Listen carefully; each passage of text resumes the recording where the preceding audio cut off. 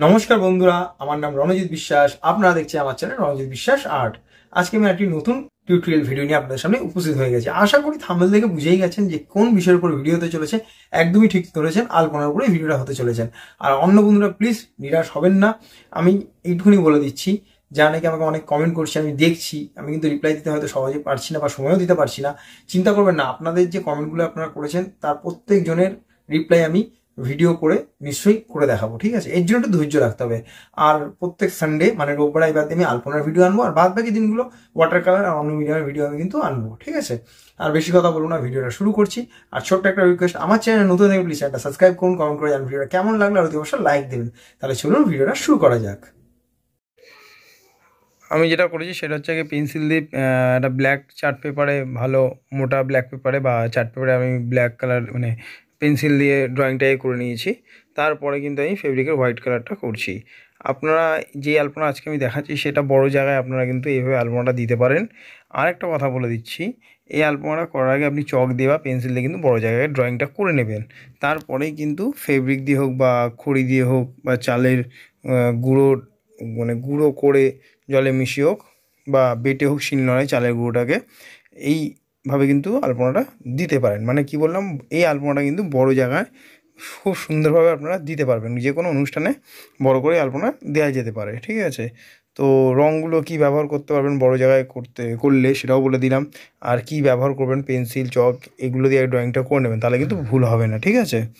তো মন দিয়ে কিন্তু দেখুন, আলপনাটা দেখলে কিন্তু শিখতে পারবেন। আর এখানে আমি যে তুলিটা ব্যবহার করি সেটা হচ্ছে 8 নম্বর রাউন্ড ব্রাশ আমি ইউজ করেছি। আপনারা চাইলেন রাউন্ড ব্রাশ বড় ইউজ করতে পারেন বা ফ্ল্যাট ব্রাশও ইউজ করতে পারেন।